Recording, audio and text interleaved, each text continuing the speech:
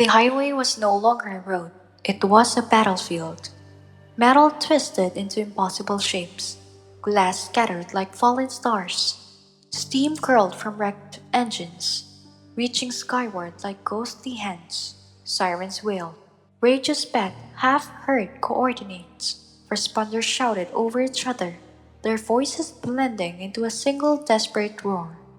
And yet, in the center of all that chaos, one man moved in silence.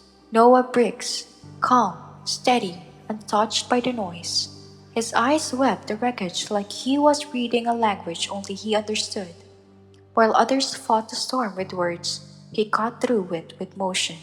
Measured hands, sure steps, a presence that carried more weight than shouting ever could. Then, movement. 20 yards away, beneath the crumpled hood of a sedan, a small hand pressed weakly against fogged glass. The others didn't see. Too many cries, too many flashing lights. But Noah did, always did. The team froze, caught between options, hesitation sharpening the air, and in that pause, the one thing they doubted about him became the only thing that mattered. They said his silence made him unfit for the job, but tonight, it might be the reason a child lives. This wasn't just about saving lives, it was about rewriting what people believed was possible. Have you ever been underestimated, then proved everything wrong? Share your moment below. Noah had grown up in two worlds, the quiet sanctuary of his mind and the relentless noise of everyone else's expectations.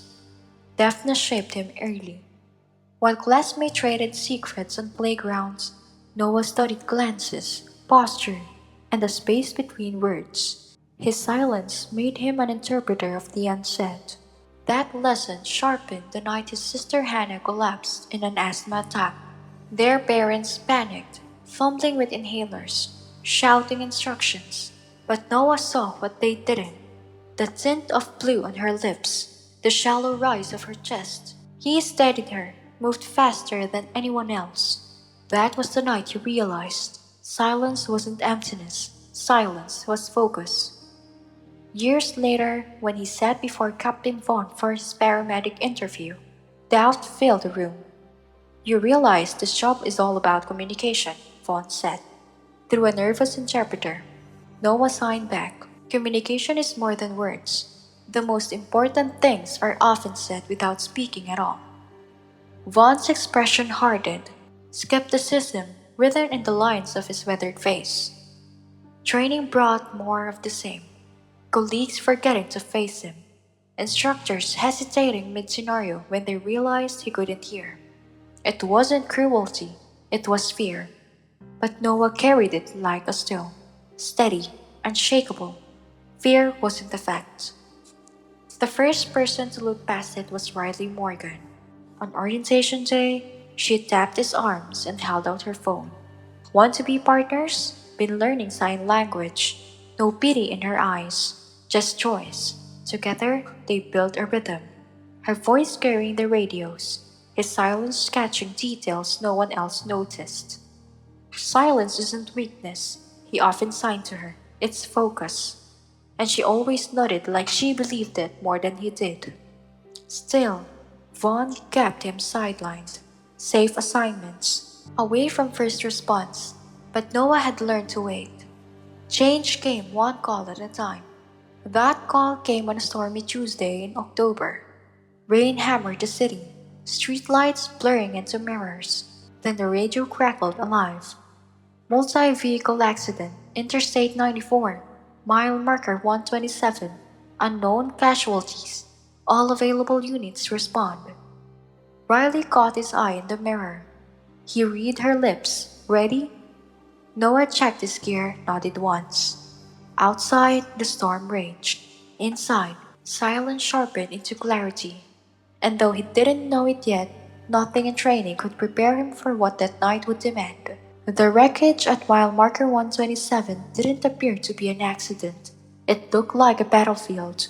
7 vehicles scattered across slick asphalt, steel bones twisted and broken, headlights glowing through steam like wounded eyes. Gasoline bled into rainwater, carrying its sharp sting into every breath. Something else laced the air too, an organic sweetness that didn't belong, a smell Riley recognized instantly. Blood. Noah climbed down from the ambulance, boots splashing into shallow runoff. Red-blue strobes turned the night into a series of broken frames. Firefighters crouched over cutting tools, glass erupting into glitter. A medic bent double as she worked chest compressions in the rain. The noise was everywhere, sirens, shouting, saws. But in Noah's world, silence made the chaos sharper. Each frozen flash revealed more than the sound ever could. He scanned the scene like a chessboard. Three vehicles demanded immediate extrication. Two others minor damage, walking wounded. The semi that had jackknifted was dangerous, but stable, its driver pacing in shock. And then, his eyes caught on the outlier, a sedan, crashed nearly flat beneath the rear axle of an overturned pickup. Its roof bent so low it looked impossible anyone inside had survived. That's where his gaze held. Captain Vaughn arrived in the command vehicle, rain beating on his reflective jacket. Even from 30 feet, Noah could read the set of his shoulders, the telltale grind of his jaw. Vaughn's whole body spoke a language Noah had been fluent in for decades. Authority aligned with doubt. Briggs, Vaughn barked, not bothering to face him fully. Riley signed quickly at Noah's side. Stay with the van, equipment management. Dismissal, again. The words landed harder than Vaughn probably intended, but no less lethal for their routine. Noah had heard them in different forms all his life. Not safe enough, not capable enough, not like the others. He nodded once, expression unreadable, and walked back to the ambulance. But the fire in his chest told the truth. The scene unfolded without him. Fire crews cut open an SUV, sparks scattering into the storm.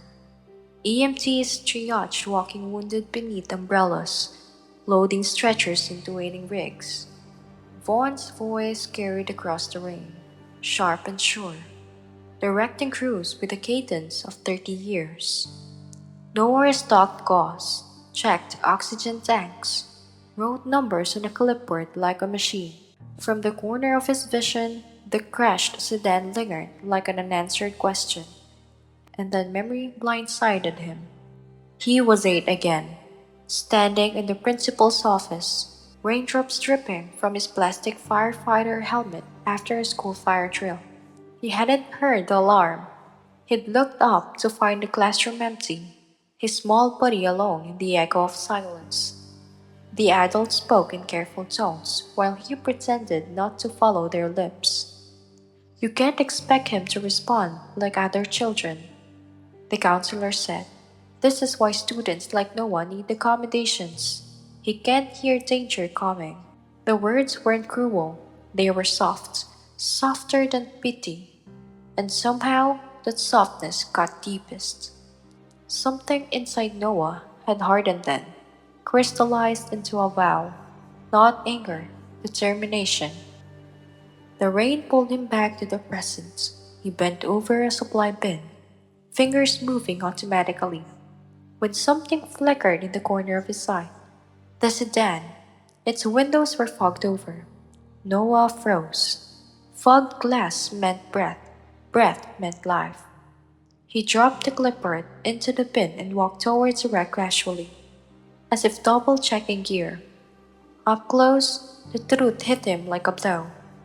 On the rear passenger window, barely visible through cracks, a small hand pressed against the glass. Fingers played, palm flat, human, alive.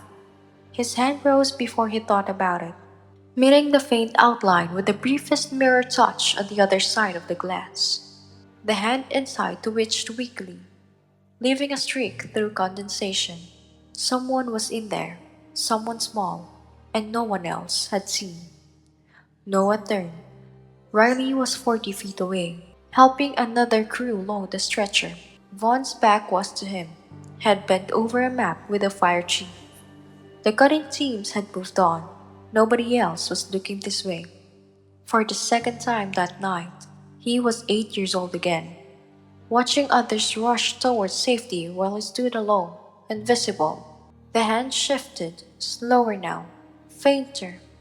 He hesitated. Years of discipline screamed against instinct. Breaking protocol could cost him his career. Disobeying Vaughn again might cement every doubt the department already held against him. But another thought shoved in. If he didn't act, a child dies. This was the test every fear had warned off. The moment when his silence, his difference, his supposed weakness would collide with life and death reality. His heart hammered so loud he could almost hear it. The rain intensified, drumming against metal. For a moment, the condensation on the window thinned, and Noah saw the shape behind the hand.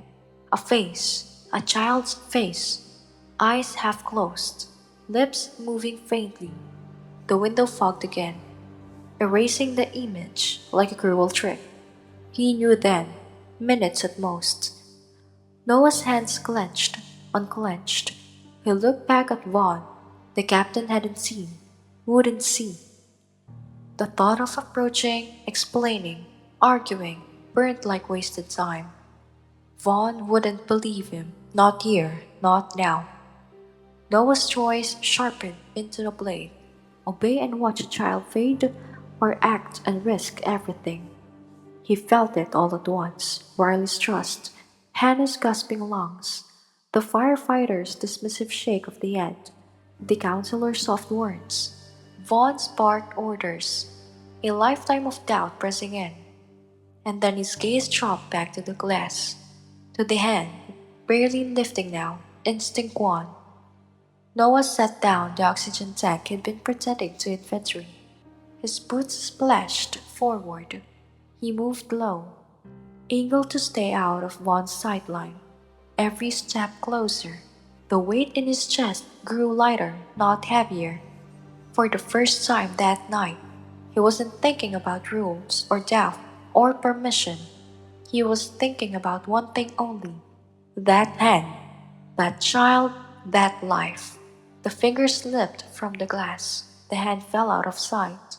Noah's stomach dropped. He pressed his palm against the spider-webbed window and leaned in, searching the fog for movement. Nothing. For one heartbeat, it felt like he was too late. Then faintly, the hand rose again, weak, shaking but there, alive. Noah's decision crystallized. There was no more waiting, no more asking, and no more proving. There was only this.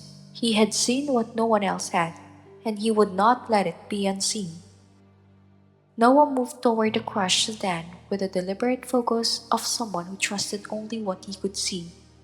Rain slicked his jacket, turned the asphalt to glass, and burned the chaos of lights and sparks around him. Most crews had moved on earlier. A badly injured woman had been pulled from the front seat and rushed away by another ambulance.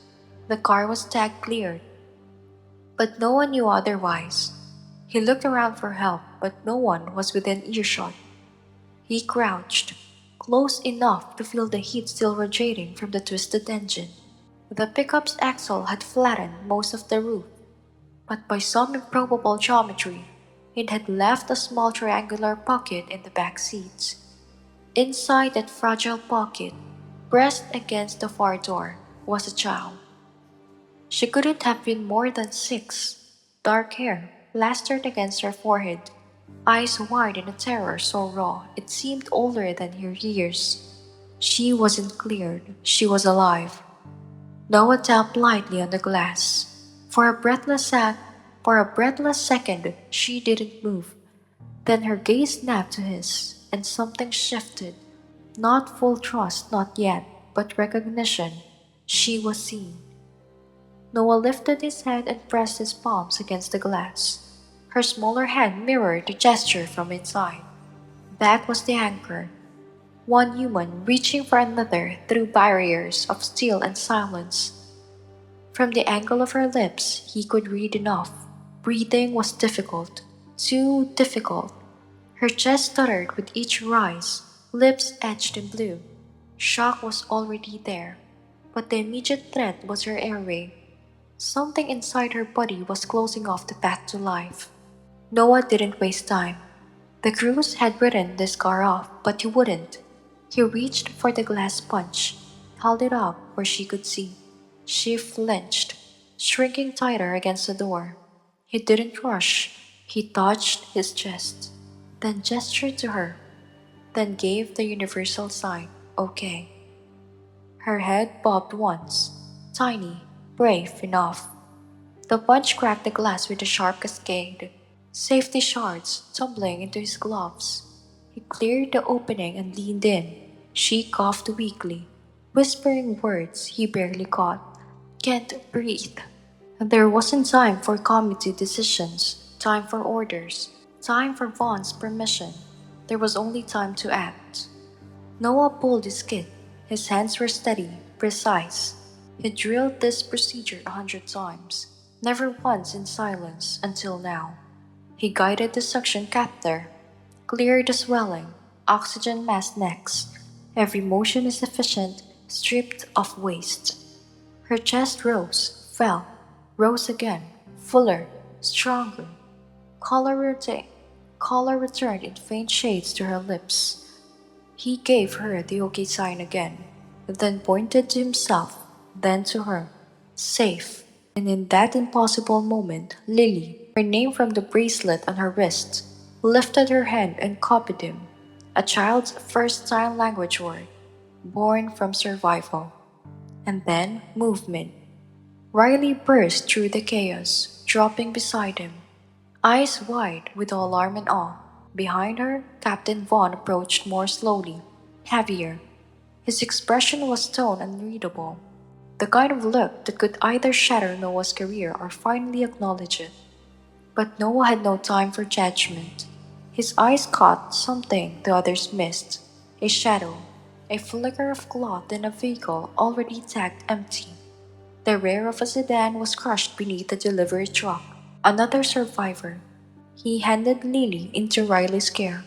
Then he pointed across the wreck. Riley's gaze followed, widened. She nodded and gathered supplies, already trusting his vision over radio chatter. Noah moved fast, weaving through debris. The car was mangled, windows fogged with breath the others hadn't noticed. The driver slumped unconscious, pinned by a collapsed dashboard. The fire crew had written the vehicle off as unsalvageable until heavy tools arrived. But Noah saw the truth. One door hadn't fully latched. Pressure at the right angle could release it. He tested, adjusted, waited for the subtle gift that others would miss. Then, with a calculated heave, the metal groaned and swung open. The woman inside gasped for air, blinking awake. Disoriented but alive, Noah checked vitals, concussion, likely, but stable. Her gaze fixed on him in confusion, lips trembling with words that wouldn't form. He didn't need them. He touched his chest, then signed one simple word. Safe. She wouldn't know the gesture, but she felt its weight. Something shifted in the air around him. For the first time in his career, he wasn't background noise. Other responders, firefighters, medics, even Vaughn himself watched him differently. His silence wasn't an absence, it was clarity. Applause didn't come. This wasn't that kind of job, but heads nodded, shoulders straightened. He never heard it, but Riley told him later that Vaughn muttered just loud enough to carry. Damn good work. Noah didn't linger in it. There were still vehicles to clear, lives to salvage. But as he turned back into the storm of lights and metal, he caught Vaughn's figure in his periphery. The captain was closer now, his boots heavy on the rain-slick pavement, his gaze locked squarely on Noah. For years, Vaughn's voice had been the wall between Noah and full acceptance. For years, That voice had defined him as a liability, a risk, an exception. Now, in the strobe chaos of headlights and sparks, Vaughn's voice wasn't the thing that mattered, his silence was. The unreadable face, the step forward, the moment is suspended in the air. Words of Noah's rescue spread faster than the rain could wash blood from asphalt. Crews who had dismissed him minutes earlier now watched him with something new in their eyes, curiosity, maybe even respect. But there was no time to celebrate. The wreck still sprawled across the interstate like a battlefield, and every second meant someone else might slip away. Noah didn't wait for orders. His hands moved in sharp, deliberate gestures, directing a backboard here, signaling vitals here. At first, responders hesitated, then they began to follow. His silence cut through the chaos more cleanly than radios ever could. One by one, gestures became the language of the night. Cooper, a veteran firefighter, started mirroring Noah's finger counts for vitals. A pair of EMTs copied his palm sweeps to guide stretchers. What had been scattered voices and static transformed into something lean, efficient, unstoppable. And then came the next discovery. Pinned beneath the collapsed dashboard of the pickup was a man in his 60s, pale and sweating, his pulse fading fast. The extraction team worked furiously, but they kept glancing toward Vaughn for direction. This time, Vaughn's eyes didn't sweep the scene for answers. They landed on Noah. "What do you see?" the captain asked, his expression full of something Noah had never seen from him before. Trust. The question struck harder than any dismissal ever had. For years, Noah had fought just to be allowed near the action. Now the captain was asking him to lead it. He stepped forward, scanning the man's collar, the sluggish pulse, the tremor in his hands. Internal bleeding, 2 minutes, maybe less. Any delay would cost him. Noah raised two fingers, 2 minutes, then slashed his palm sideways. "Move now." The crew obeyed. No hesitation. They lifted the man free with surgical precision, every moment orchestrated by Noah's signals. The patient was in gurney and rolling towards the ambulance in 90 seconds flat. The shift was undeniable. For the first time, Noah wasn't an outsider filling a role. He was the center of it, the point of clarity in the storm. Riley appeared at his side, her expression a mix of relief and awe. "They're following you," she signed quickly. "Do you realize that?" Vaughn included. But before Noah could answer, another complication tore through the night. The delivery truck, wedged across two lanes, groaned as its frame shifted. A half-crushed sedan beneath it rocked violently. Sparks showered as fuel dripped onto hot metal. Inside, through the shattered glass, Noah caught the faintest flicker of movement. An arm, trembling but alive. Gasoline, fire risk, structural collapse. Too dangerous, Vaughn called, already pulling crews back. Noah's instincts screamed louder than orders. He signed to Riley, "Survivor inside." She didn't argue. She just grabbed an extra gear and followed.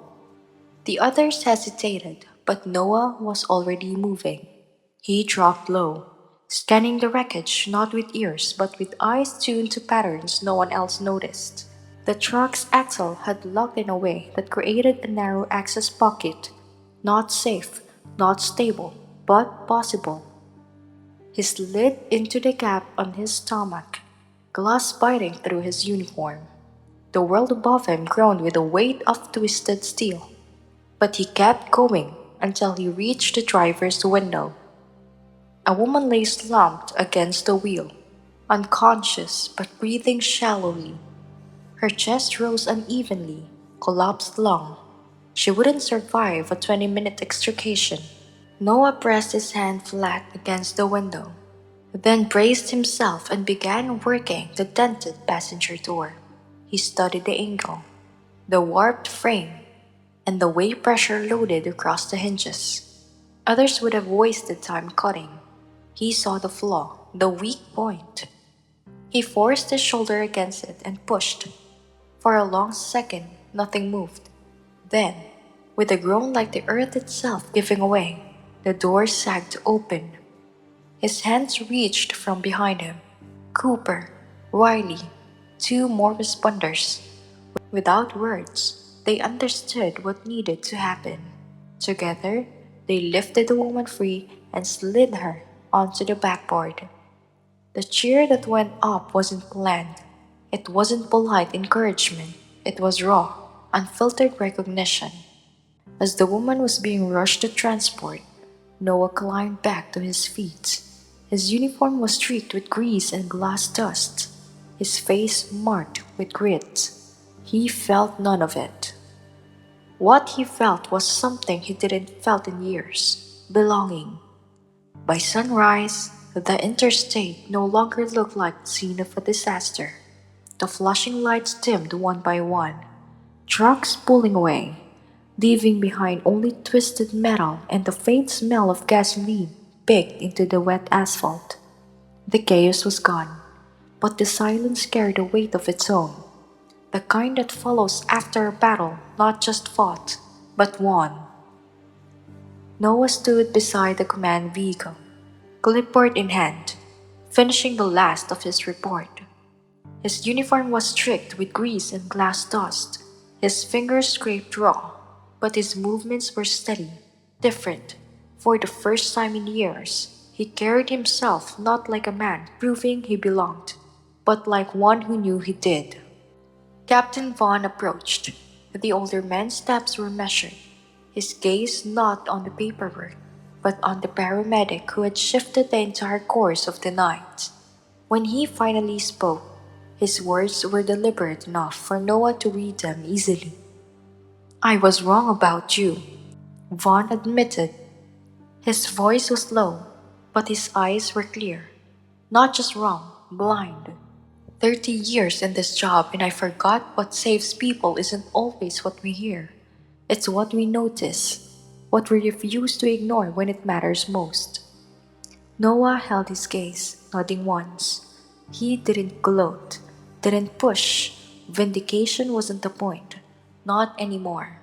The point was that the work had spoken louder than words ever could.